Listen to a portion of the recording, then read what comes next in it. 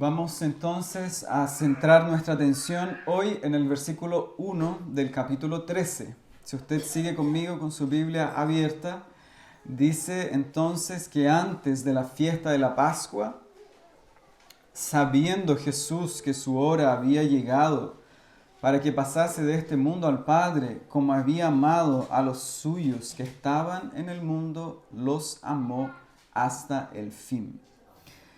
Llegamos entonces, hermanos, en esta mañana a esta segunda gran división del Evangelio de Juan. Hemos estado por varios domingos estudiando este hermoso Evangelio y nosotros ya habíamos contemplado de que del capítulo 1 hasta el capítulo 12 del Evangelio de Juan, el ministerio de Jesús entonces está centrado principalmente en lo público. Jesús se dirige a grandes audiencias, a grandes multitudes a lo largo de todos esos capítulos. Usted puede, ya lo vimos anteriormente. Sin embargo, cuando nosotros llegamos a Juan capítulo 13 hasta el capítulo 17, vamos a ver entonces de que ahora el ministerio de Jesús se salta de lo público hacia lo privado.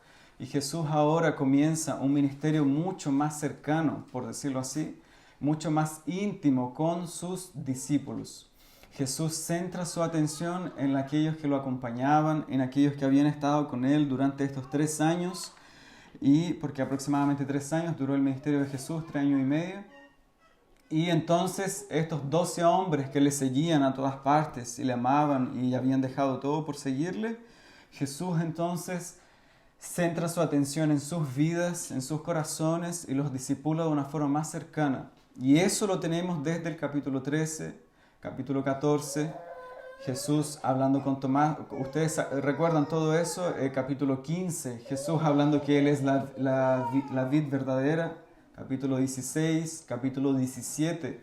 Jesús entonces concluye este ministerio privado con una poderosa oración, ¿cierto?, en el jardín. Y luego de eso ya tenemos la tercera parte del Evangelio de Juan, que se centra ahora en el arresto de Jesús, en su muerte, su sacrificio y su resurrección. En esas 3 grandes partes se divide entonces el Evangelio de Juan. Y hoy, en esta mañana, comenzamos la segunda división con Jesús colocando sus ojos y su corazón especialmente a sus discípulos y obviamente a todos nosotros, todos los cristianos, en todas las épocas, en todas las edades, juntamente con ellos. Y podemos ver entonces que desde ya que nuestro evangelista, él divide este espacio, lo podemos ver de forma rápida en nuestro texto. Hoy día vamos a ver solamente un versículo, de que Él nos centra y nos sitúa en un tiempo y en un espacio particular en esta escena. En un tiempo específico, porque si usted me acompaña en la lectura, Él nos dice que estamos antes de la fiesta de la Pascua. Es un tiempo particular en la historia de Israel. No es un día común, un día propiamente tal como un día de la semana normal, sino que era un tiempo específico que vivía el pueblo de Israel a cada cierto tiempo. Nuestro Dios en el Antiguo Testamento, Él había establecido que el pueblo de Israel tenía que celebrar 3 grandes fiestas, principalmente, ya lo habíamos visto. La primera de ellas entonces que Dios estableció era la Pascua, la segunda fue el Pentecostés y la tercera fue la fiesta de los tabernáculos. Muy bien. 3 grandes fiestas nuestro Dios estableció. Y aquí entonces Juan nos dice que Jesús, recuerden ustedes que esta es la última semana de vida de Jesús. No, este tiempo no es de un año, de un capítulo a otro. Varios capítulos están concentrados en la última semana de vida de Jesús. Y entonces Juan dice que todo lo que él hizo en el capítulo 13 ocurrió antes de la fiesta de la Pascua. Nuestro Señor está a punto de ser sacrificado, el Cordero Pascual. El verdadero Cordero Pascual está a punto de ser sacrificado y Él profirió todas estas palabras entonces antes de esta celebración. Y Juan lo único que nos puede dar como detalle con respecto al lugar de donde esto se estaba situando, donde se ocurrieron estos hechos, el lavamiento de los pies, es que él dice en el versículo 2 que ellos estaban cenando. Si usted me acompaña en el texto, dice, y cuando cenaban, del 2 en más adelante, nosotros lo vamos a ver el próximo domingo, pero estamos en esa situación antes de la fiesta de la Pascua y ellos estaban celebrando una cena. Mateo, Marcos y Lucas no registran estas palabras de Juan propiamente tal, sin embargo ellos nos dan otra riqueza de detalles. Mateo, por ejemplo, dice que era la última cena. Marcos dice que era la última cena y Marcos también nos dice de que los discípulos fueron en una oportunidad y le dijeron al Señor, Señor, ¿dónde vas a celebrar la Pascua con tus discípulos? Y él, una vez más, de forma milagrosa, dicen, vayan a tal hombre, va a aparecer una persona y ustedes les van a decir, ¿dónde vamos a celebrar la Pascua del Señor? Y aquel hombre les va a decir, aquí está un aposento alto. Y ellos fueron y prepararon la Pascua para el Señor como el Señor había dicho. Entonces tenemos que el antes de la Pascua no es solamente una de las cenas, sino que es la última cena que Jesús va a celebrar con sus discípulos. Y vamos a ver que esto se celebró en el gran aposento alto. Bueno, en primer lugar entonces veamos que este tiempo es particularmente relevante para lo que está ocurriendo para la historia redentora. ¿Por qué? Porque al mismo tiempo que los judíos, ellos estaban celebrando la Pascua, Jesús estaba a punto de entregar su vida. Sus hechos no son aislados, sino que tienen profunda relevancia y conexión entre ellos mismos. Ellos, los evangelistas, después que ellos vivieron todo esto y el Espíritu vino sobre ellos y ellos, inspirados por Dios, escribieron estas palabras, ellos pudieron contemplar que estos dos hechos eran profundamente relevantes. Al mismo tiempo que la gente celebraba la Pascua, al mismo tiempo el verdadero Cordero Pascual estaba siendo sacrificado en esa misma semana. O sea, la señal, la verdadera figura estaba apareciendo por encima de la sombra. La sombra en el Antiguo Testamento era el Cordero, era celebrar la Pascua. Sin embargo, eso mostraba algo mucho mayor que estaba llegando y había llegado. Y se celebran ambas cosas al mismo tiempo. Y el apóstol Pablo, cuando él ve obviamente todos esos hechos, dice en 1 Corintios capítulo 5, versículo 7, que Jesús es nuestro Cordero Pascual. ¿Qué quiere decir eso? ¿Qué era la Pascua? ¿Ustedes se acuerdan de eso? La Pascua de los hebreos era un hecho profundamente relevante que había ocurrido en la historia de Israel. No fue un hecho solamente meramente común o una vez más diario que ocurría en los tiempos de Israel, sino que cuando el pueblo de Israel estuvo en esclavitud en manos de los egipcios, ustedes recuerdan de que Dios, una de las plagas que Él envió a Egipto, fue cosechar la vida de los primogénitos de los egipcios. Sin embargo, la vida de los primogénitos del pueblo de Israel no iba a ser cosechada, ellos no iban a morir. Pero alguien tenía que pagar la culpa, alguien tenía que pagar la iniquidad. Entonces Dios dijo, ustedes van a sacrificar un cordero sin mancha, sin tacha, el más perfecto que había ahí en la comunidad, lo iban a tomar y lo iban a celebrar en familia. Y la sangre de ese cordero, pobre, inocente, sin mácula, sin mancha, perfecto, la iban a colocar entonces en el dintel de las puertas. Y cuando el ángel del Señor viniera, iba a ver la sangre y iba a pasar de largo, por decirlo así. Y así el pueblo de Israel fue entonces, fueron ahorradas las vidas de los primogénitos de Israel. Eso tiene un significado muy profundo. La vida de estos primogénitos fue ahorrada por un cordero. La sangre tuvo que ser derramada. Era necesario que la sangre hubiese sido derramada. Y con este entonces recordatorio, el Señor dijo, van a celebrar siempre de que el Señor tuvo misericordia de ustedes en esta oportunidad y un cordero tuvo que haber sido sacrificado. Eso era una sombra de lo que había de venir mucho más adelante. Había de venir más enfrente, años, muchos miles de años, 2000 años después. Un cordero iba a ser sacrificado para expiar el pecado del pueblo.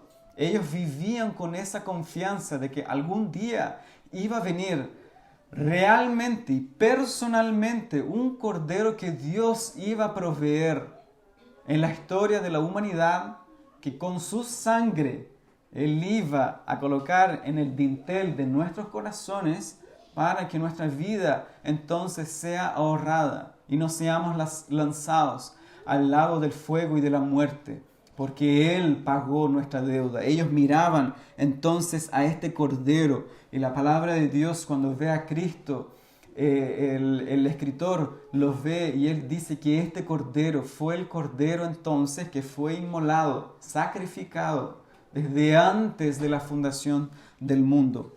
Así entonces nosotros podemos contemplar la Pascua. Era una sombra de lo que había de venir. Ellos celebraban entonces la gran misericordia de Dios, en no haber cosechado la vida de estos primogénitos por su gran misericordia, pero un cordero tuvo que pagar. Un cordero tuvo que haber sido sacrificado. Entonces, Cristo es nuestro verdadero Cordero Pascual. Nunca lo olvidemos. Ese es el verdadero sentido de la Pascua. Siempre un cordero, alguien tenía que pagar la cuenta. Y Cristo Jesús fue nuestro sustituto. Él fue dice el apóstol Pablo, la propiciación por nuestros pecados.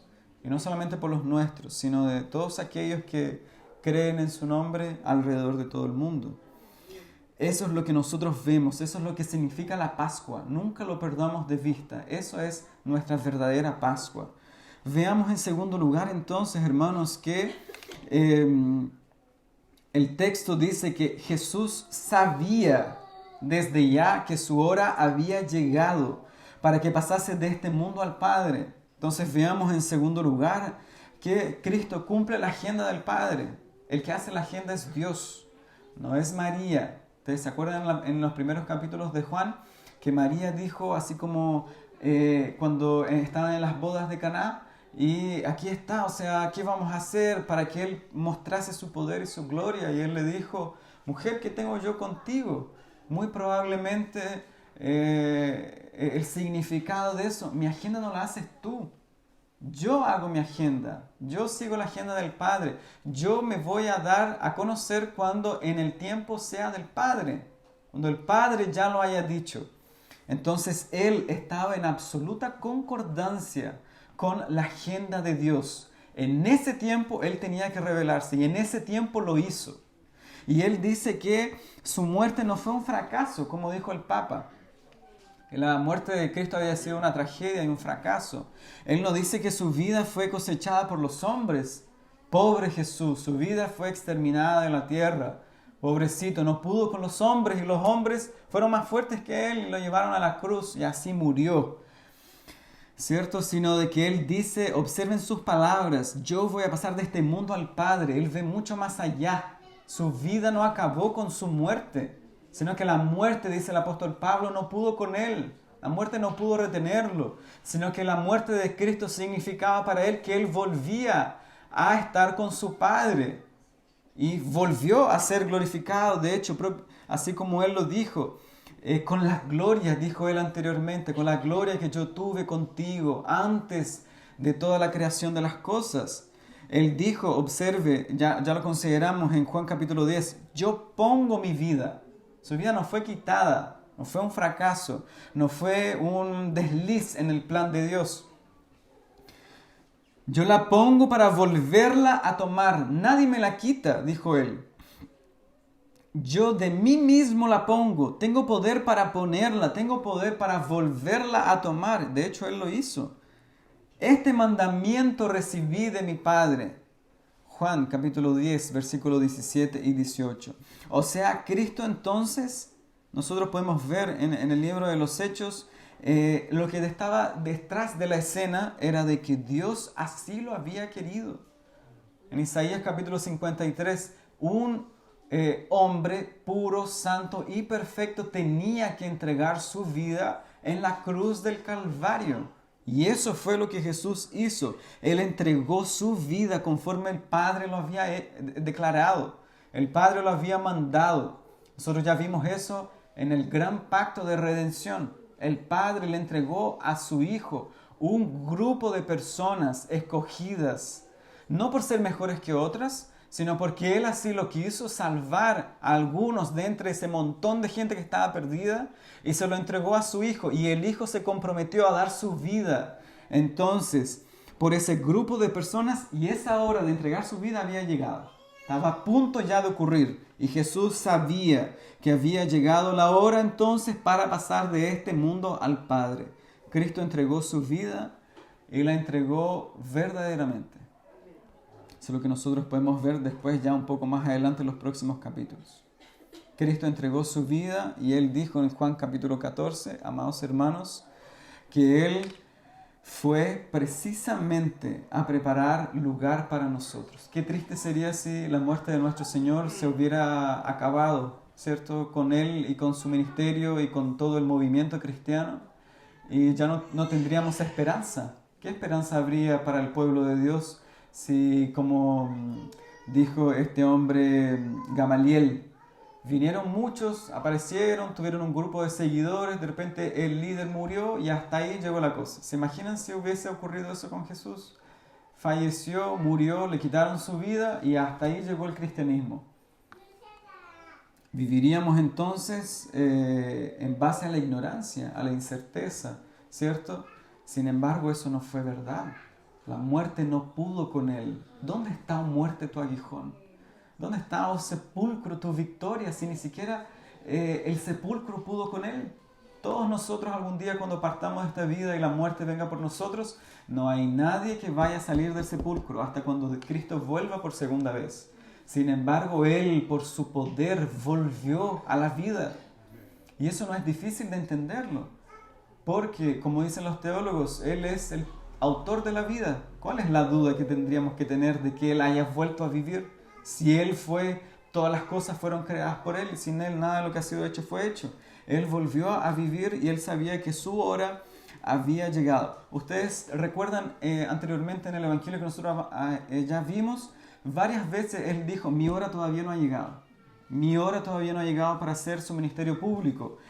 Su hora no había llegado para hacer señales y milagros y maravillas a las personas. Él dijo varias veces, mi hora no ha llegado. Sin embargo, ahora la hora llegó.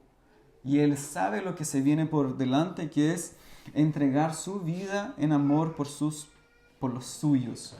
Juan usa esa expresión poderosa en el capítulo 1. A los suyos vino, al pueblo de Israel, pero los suyos no le recibieron. Pero, dice Juan, más a los que le recibieron, todos nosotros los que creemos, estamos ahí, a todos los que le recibieron. ¿Qué es recibirle? A todos los que creen en su nombre. Les dio la autoridad, la potestad, el estatus, el estado de ser llamados hijos de Dios. A ellos vino. Y entonces llegamos a nuestro punto principal. Y el clímax de las palabras de Juan en tercer lugar. Observe, hermanos, en el versículo 1. Como Jesús había amado a los suyos que estaban en el mundo, los amó hasta el fin. Bueno, yo creo que son palabras absolutamente profundas e impactantes, ¿cierto? Hace muchos años, cuando yo leí este texto, cuando Dios recién obró en mi vida, como que me quedé así medio anonadado, por decirlo, porque aquí estas palabras son muy profundas. No son palabras superficiales. No es como decir que, no sé, yo amo a un amigo, ¿cierto? Cristo amó en esta palabra tan profunda y sólida a los suyos, a su pueblo, a sus hijos, a los que el Padre le había dado antes de la fundación del mundo. Aquellos que estaban en el mundo, porque los cristianos están en el mundo, son personas que viven en nuestra actualidad, la realidad, en la sociedad, no son personas que están fuera, con todos los sufrimientos que sufren con todo aquello que viven las personas a diario, todo lo que ellas pasan. Jesús los contempló con todo eso y los amó hasta durante su ministerio. No dice eso el texto, ¿cierto? Los amó hasta el fin. Qué profundas esas palabras. Eso, hermanos, veamos en tercer lugar, es el clímax del cristianismo. Es el punto más alto de la historia redentora. Es el motivo de todo el cristianismo, de todo lo que Cristo hizo, su vida. El cristianismo no solo considera la muerte de Cristo, considera su vida, sus obras, su muerte y su resurrección, su ascensión a los cielos y su segunda venida. Este es el motivo de todo eso, es su amor, el profundo amor de Dios por su pueblo. Y eso es lo que nosotros vemos. Él había amado a los suyos. O sea, este texto está cargado del amor de Dios, el gran atributo que muchas veces es mancillado y es usado exageradamente por los evangélicos modernos, falsos evangélicos hoy, que hablan solo de este atributo y eliminan todos los otros. Este atributo entonces nosotros lo vemos en concordancia con todos los demás atributos de Dios y vemos que es el motivo del plan eterno de Dios, el amor de Dios por su pueblo. Sin embargo, nosotros al considerar esta expresión poderosa y profunda de Dios del amor por su pueblo, ¿ustedes se imaginan la escena?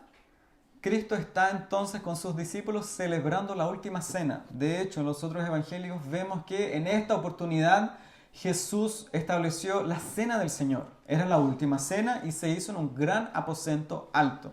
Esa es la escena. De hecho, se han pintado muchos cuadros con respecto a eso. Típicos discípulos con una cara así, ahí recostados, que no es una buena expresión ni una buena pintura, porque nunca tienen una figura masculina, ¿cierto? Sino siempre algo así como extraño, todos mirando hacia la nada y todo eso. Bueno, en esa oportunidad nosotros estamos, ¿cierto? Los discípulos con el maestro sentados ahí, y el texto dice que incluso el discípulo amado estaba recostado en su pecho. Nosotros vemos esa escena y podríamos decir, qué personas espirituales.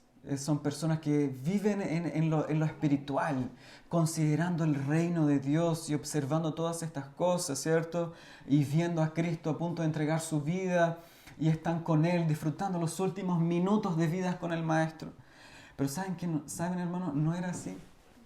Lucas capítulo 22, versículo 24, nos dice que, ¿saben de qué estaban preocupados los discípulos en esta oportunidad? Adivinen de qué estaban preocupados. Con la vida del Señor, ¿qué vamos a hacer? El ministerio, el reino, ¿a quién va a ser el líder? Y todo eso. ¿Saben de qué lo que ellos verdaderamente estaban preocupados? Ellos estaban preocupados en el capítulo 22 de Lucas. Querían saber quién de ellos era el mayor. Qué chocante, qué profundo, no sé cómo describir esa escena. O sea, ustedes se imaginan lo que Cristo estaba pasando por su mente en aquel momento. Él estaba a punto de entregar su vida por su pueblo. Y los discípulos estaban nada más y nada menos preocupados de quién de ellos era mayor que el otro. Y quién era el que iba a ser el líder. Y quién era el que iba a llevar la batuta, por decirlo así. Y quién era el que estaba por superior a los demás. Entonces, ¿cuán pequeño era el entendimiento espiritual de ellos? ¿Cuán ignorantes eran, hermanos? ¿Cuán diminuta su espiritualidad? Ustedes recuerdan en otro evangelio cuando vino una mujer y se postró, una que era madre de uno de ellos, se postró a los pies de Jesús y le suplicó que le diese un mayor entendimiento espiritual del reino. Ella no pidió eso. Jesús le dijo: mujer, ¿qué quieres? Y ella dijo: Señor, que un hijo mío se sienta a tu diestra y el otro se siente a tu siniestra o a tu izquierda. ¿Cómo eso? ¿Qué es eso? Eso está fuera de lugar, totalmente. Gente queriendo tener supremacía sobre los otros, orgullo espiritual, están revestidas esas palabras, de que lo mío esté por superior. Eso es un entendimiento humano, eso es un entendimiento absolutamente diminuto de las cosas del Señor. Y una vez más se presenta este problema, el problema llamado orgullo humano, el problema llamado ignorancia espiritual. ¿Y saben lo que es? ¿Qué es lo peor de esa escena? de que uno a veces lo observa y dice, ¿cómo es posible que los discípulos hayan pensado, no sabían dónde estaban parados? Porque hubiese sido yo hubiese reaccionado de otra forma. Pero lo triste de esa escena es que nosotros estábamos en ellos, representados. Si usted y yo tiene una mirada sincera con respecto a su alma y a su estado espiritual, no somos mayores que los discípulos, ¿verdad? ¿Amén? ¿Quién de nosotros podría levantarse en esta mañana y decirnos que yo soy superior a Juana, yo soy superior a Pedro, que Pedro cayó terriblemente? Pero ¿quién podría decir eso en esta mañana? ¿Quién podría levantarse y decirnos que yo soy superior al resto? Yo estoy en otra esfera espiritual. Camino con los ángeles, poco menos, como dice el pastor Miguel, chocando con los ángeles. Qué terrible escena, amados hermanos. Sin embargo, Cristo, vemos que a pesar de esa escena, en segundo lugar, en este punto, esa es la gloria de este texto. Que Cristo, a pesar de observar esa escena, esa triste realidad, Cristo dijo, ¿saben qué? Vayan ustedes fuera, voy a elegir otro tipo de personas, los fariseos son mejores que ustedes, no hay vuelta con ustedes, pero ¿cómo tanto? ¿Cierto? Unas veces cuando nos equivocamos, una persona se equivoca una y otra vez, uno dice, ¿cierto? Eso, pero oye, ¿cómo no se va a dar cuenta? O sea, ya está bueno ya. ¿Se imaginan si Cristo hubiese pronunciado esas palabras? Hubiese tenido todo el derecho a hacerlo. Ustedes no tienen solución, mejor vayan a pescar. Eso es lo mejor que ustedes se pueden dedicar, plantar papas. Dedíquense a eso, pueden hacerlo mucho mejor que ser mis discípulos. No han entendido nada durante 3 años de ministerio. Hay gente, hermanos, en el cristianismo que lleva 30 años en el camino cristiano y aún parece que no han entendido nada, absolutamente nada. Esa gente que a veces se levanta durante la iglesia y de repente, porque a veces aparecen ese tipo de personas y dicen así, es que yo soy el fundador de la iglesia. ¿Escuchado eso alguna vez en alguna asamblea por ahí? En esas asambleas donde a veces las cosas no salen bien, espero que eso no sea nunca, ocurre en nuestra iglesia. A veces de repente aparecen este tipo de personas con este bichito. Yo tengo tantos años en el cristianismo, pero David Brainerd, un misionero estadounidense, durante 3-4 años hizo más de lo que gente ha hecho en 40 años de vida cristiana. ¿Se imaginan si Cristo los hubiera desechado por eso? Sin embargo, la gloria de este texto está en el hecho de que Cristo, amados hermanos, si centren su atención en eso, a pesar de ver ese terrible estado espiritual en el cual se encontraban sus discípulos, el texto nos dice que los amó. Amó profundamente a sus discípulos, a pesar de lo que eran, a pesar de lo que habían hecho, a pesar de los pecados cometidos, a pesar de tropezones durante su vida espiritual, a pesar de que Pedro lo iba a negar. Cristo lo sabía. No lo iba a negar ni una ni dos, sino 3 veces. Pedro, el que le seguía y que había dicho que estaba dispuesto incluso a entregar su vida si fuese necesario.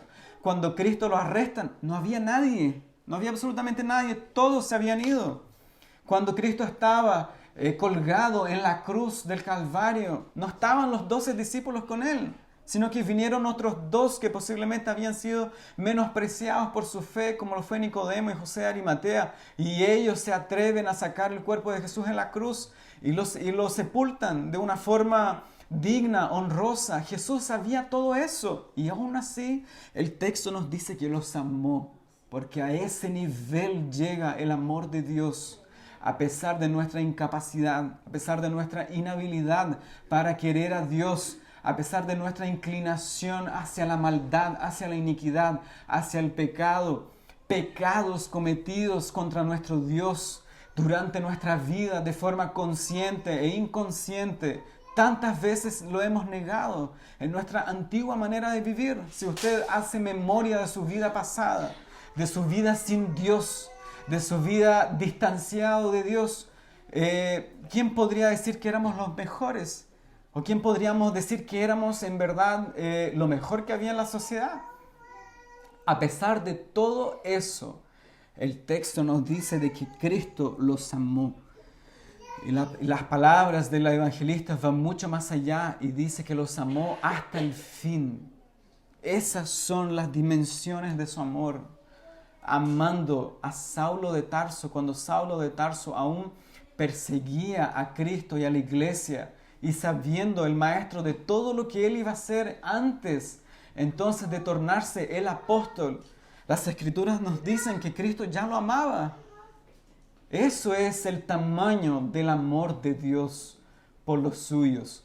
A pesar de nuestra iniquidad, de nuestros pecados, si usted mira su vida, yo no estoy diciendo que nosotros vivamos en una depresión por nuestro estado anterior, sino que nosotros, el apóstol Pablo nos enseña cómo ver nuestra vida pasada. Deberíamos considerar nuestra vida pasada. Traiga a su memoria por algunos instantes su vida sin Dios. Qué terrible nuestro estado de maldad, de iniquidad, a tropezones, poco menos que palpando, no veíamos nada. Estábamos entenebrecidos, nuestra vista cegada por el Dios de este siglo, dice el apóstol Pablo. Gastábamos nuestro dinero, nuestras fuerzas, nuestros intereses, estaban todos cambiados. Primero colocábamos cualquier cosa en vez de Dios. Esa era nuestra vida pasada. No sentíamos pecar contra Dios. Es más, era un deleite para nosotros pecar contra Dios. Así vive el hombre sin Dios. Esa era nuestra vida pasada. Graves pecados cometidos contra el nombre de Dios. Grandes transgresiones de nuestra parte con respecto a Dios. Vivíamos como si nosotros escribíamos los mandamientos, vivíamos a nuestra manera. Así dijo el apóstol Pablo. Porque cuando la gente dice, no, es que no hay que hablar de la vida pasada, hay gente que habla de su vida pasada jactándose de ello. Es que yo hice grandes estas cosas, yo era malo, yo hice esto, yo hice lo otro. El apóstol Pablo, cuando él muestra su currículum en Filipenses capítulo 2, él dice, yo fui un blasfemo, yo fui un injuriador, yo fui un perseguidor de la iglesia de Dios, pero yo hice todo eso por ignorancia, porque no conocía a Dios. En Timoteo él dice, pero yo fui reducido a misericordia, pero la gracia de Dios fue mucho más abundante sobre mi vida. Pablo ve su vida pasada y eso lo lleva a exaltar la gloria de Dios. Así deberíamos hacerlo. Nosotros no éramos los mejores, hermanos. Todos nosotros en nuestra vida pasada, cuando nos revolcábamos en el pecado y vivíamos para el pecado, éramos hijos del diablo, porque así lo dice la palabra, éramos hijos del diablo y pertenecíamos a ese reino de tinieblas y de maldad. Cristo había fijado sus ojos y su mirada en nosotros y nos había amado desde antes de la fundación del mundo. Nos había apartado, nos había entonces fijado en nosotros su mirada, su amor de misericordia y nos salvó, nos apartó antes que viniéramos a la existencia. Esos son los tamaños de su amor. Obviamente yo soy muy corto y muy limitado para expresar las palabras de Juan como propiamente dichas. Es muy grande esta doctrina, es muy poderosa, es muy tremenda. Sin embargo, que Dios nos ayude a que podamos contemplar a lo más cerca que nosotros podamos. Dios nos amó, amados hermanos, con un amor redentor. Juan capítulo 1, a todos, ya lo dijimos, a todos los que le recibieron, los que creen en su nombre, les dio la potestad de ser hechos hijos de Dios. Filipenses capítulo 2 nos dice que este amor fue un amor sacrificial. Cristo se entregó sacrificialmente por nosotros. El texto nos dice que siendo en forma de Dios, no estimó el ser igual a Dios como cosa que aferrarse, sino que se despojó a sí mismo, tomando forma de siervo, hechos semejantes a los hombres. Y Pablo una vez más nos muestra de que este amor, hermanos, fue un amor sin límite, fue un amor que sobrepasó toda dimensión, toda capacidad humana de comprenderlo. Él dice, Cristo, cuando aún éramos débiles, a su tiempo murió por los impíos. Cristo murió por los impíos. Cristo entregó su vida por los impíos. Y la cruz del Calvario entonces es el motivo de todo eso. fue el amor de Dios. Cristo entregó su vida por nosotros, nos amó, porque en los discípulos estas palabras no solamente fueron dichas a los discípulos, sino que a toda la iglesia, a lo largo de toda la historia de la humanidad. Usted y yo estamos incluidos en estas poderosas palabras de Jesús. Si usted vive una vida cristiana, entonces, pasando para las aplicaciones prácticas, una vida cristiana pobre. ¿Sabe lo que es eso? Vivir una vida cristiana pobre, desvalida, como que sin piernas para caminar.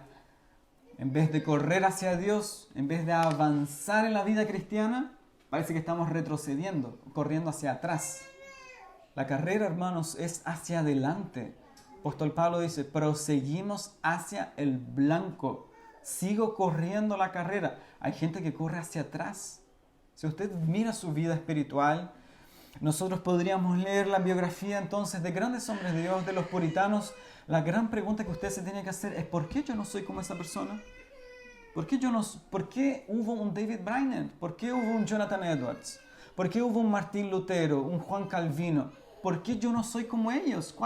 ¿Qué es lo que me separa de llevar una vida como la llevaron esos hombres de Dios? Yo creo que el gran problema entonces, hermanos, si nosotros vivimos una vida espiritual limitada, corta espiritualmente, el problema está en que no hemos contemplado profundamente y meditado en este atributo de Dios. Si pudiéramos contemplar lo que significa de que Dios entregó a su Hijo en la cruz del Calvario para morir por pecadores como usted, como yo, a pesar de todo lo que hemos cometido, todo lo que hemos hecho, una vida de maldad, de transgresión, de mentira, de pecado, una larga lista de pecados, doy por cierto, por seguro, timbrado, que no viviríamos una vida cristiana pobre, una vida cristiana diminuta, espiritualmente hablando pequeña.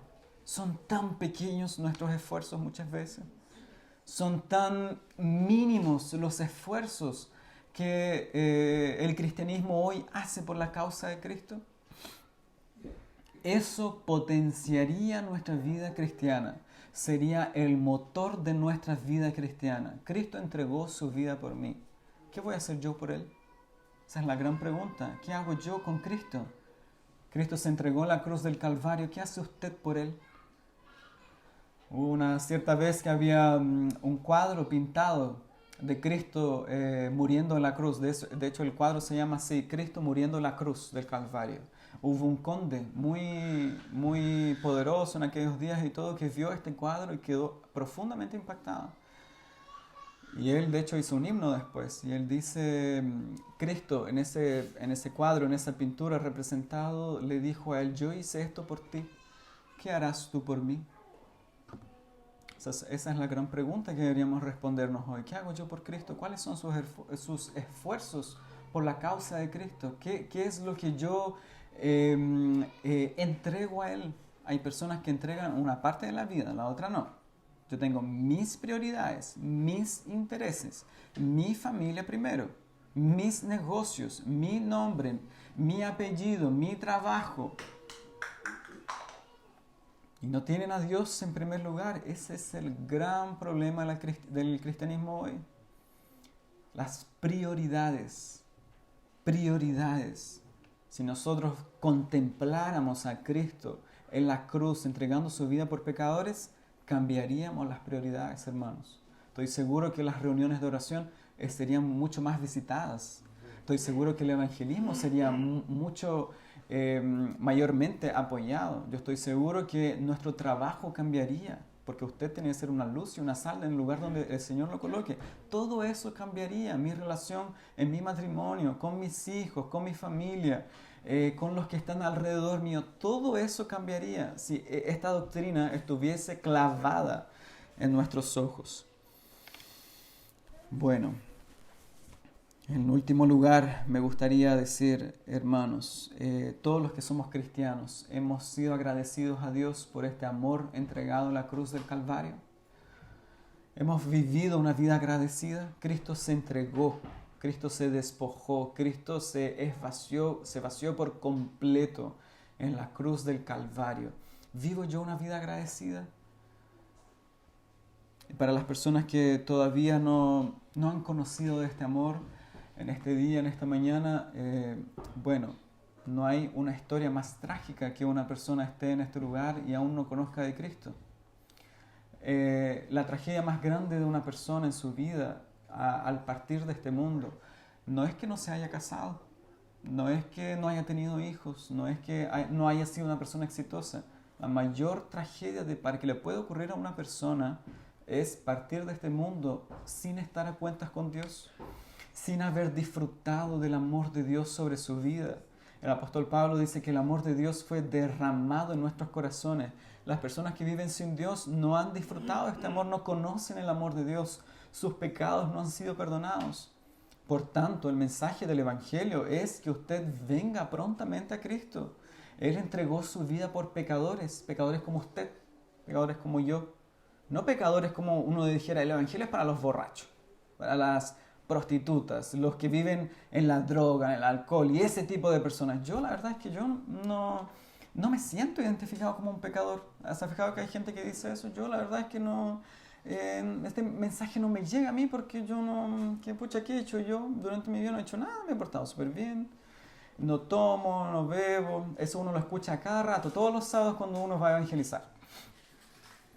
Yo cuido a mi familia. Ayer un hombre me dijo, yo tengo mucha fe en Dios, mi fe es muy grande. Entonces, no me siento identificado. Bueno, la verdad es que, sinceramente, no importa lo que usted piense con respecto a sí mismo. Lo que nosotros deberíamos hacer es qué es lo que dice Dios con respecto a mí. Y Dios dice que usted es un pecador, necesitado de la gracia de Dios. Usted necesita a Cristo en esta mañana. En esta mañana, hermanos, se le ha expuesto claramente lo que Dios hizo en la cruz por pecadores. Usted necesita venir pronto a Él, urgentemente en esta mañana, y suplicar a Dios que perdone sus pecados, que lave su alma de su iniquidad. Hemos hablado mucho de este poderoso Salvador a lo largo de todo este Evangelio y de todo lo que Él ha hecho.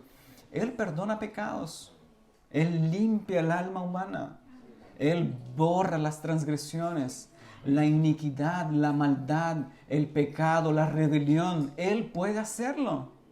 La religión no lo puede hacer. No es venir a la iglesia, no es el pastor, no es el diácono, no son las ofrendas, no son las obras. Es entregándose a Él, una vida rendida a Él. Su amor fue tan grande, revelado en la cruz del Calvario, que yo deseo de todo corazón en esta mañana de que todos podamos disfrutar del amor de Dios, que fue derramado en nuestros corazones, que puede ser derramado en nuestros corazones por el Espíritu Santo, y que entonces podamos vivir, hermanos, desde hoy, desde en esta mañana, una vida poderosa en la presencia del Señor, considerando el gran amor que Dios derramó sobre nuestros corazones al regalarnos, al darnos a su Hijo amado. Amén. Oremos.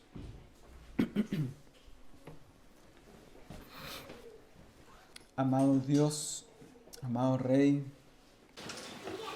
en esta mañana de día domingo, nosotros, Señor, nos postramos delante de ti en tu presencia. Y queremos agradecer, Señor, de todo corazón, el enorme sacrificio que Cristo Jesús hizo en la cruz del Calvario para salvar a pecadores como nosotros, indignos pecadores, necesitados de la gracia de Dios. Estábamos tan perdidos, Señor. Si se nos viene a la memoria todos nuestros pecados e iniquidades, son tantos, Señor, nos avergonzamos de todo ello. Pero gracias a Dios, porque la dádiva de Dios es vida eterna en Cristo Jesús, nuestro amado Salvador. Fuimos reducidos a misericordia. Somos un ejemplo claro de la misericordia de nuestro Dios. Somos un testimonio vivo del amor de Dios que fue derramado sobre nosotros. Oh Dios, llévanos, Señor, a vivir una vida cristiana poderosa, a vivir una vida cristiana de poder, de gloria, que podamos vivir cerca de ti, oh Dios. ¿Cómo podríamos vivir lejos después de haber escuchado todo esto? ¿Cómo podríamos vivir distantes de ti al saber el gran amor que Dios nos otorgó por medio de su amado Hijo? Él nos amó verdaderamente, voluntariamente, sacrificialmente. Cristo se entregó por nosotros y nosotros somos eternamente agradecidos. Lo único que podríamos hacer es rendir nuestras vidas delante de ti, Señor, y quebrantarnos en esta mañana por habernos rescatado, Señor. Muchas gracias, Padre, por ello. Somos deudores y hoy nos rendimos ante ti. Suplicamos que el Señor, por medio de su Espíritu, pueda ampliar la casa de nuestra alma. Ella es muy pequeña, amplíala, Señor, para que así entonces podamos amarte profundamente, genuinamente. Oh Dios, tú conoces cómo está el cristianismo hoy, Señor. Las personas han cambiado las prioridades. Oh, que el Señor nos transforme, que el Señor nos dé una mirada espiritual y pueda otorgarnos tiempos de refrigerio de la parte del Señor. Hoy, suplicantes a ti, nos acercamos, Señor, y rogamos que el Señor pueda también derramar su misericordia sobre aquellos que aún están aquí y aún no te conocen, que viven una vida sin Dios, sin esperanza, sin haber disfrutado de este poderoso amor de Dios. Oh, que el Señor no toque el corazón, sino que el Señor quebrante el corazón. Que el Señor quiebre el corazón de los pecadores. Ese es el objetivo del mensaje del Evangelio, para su gloria. En el nombre de Jesús. Amén.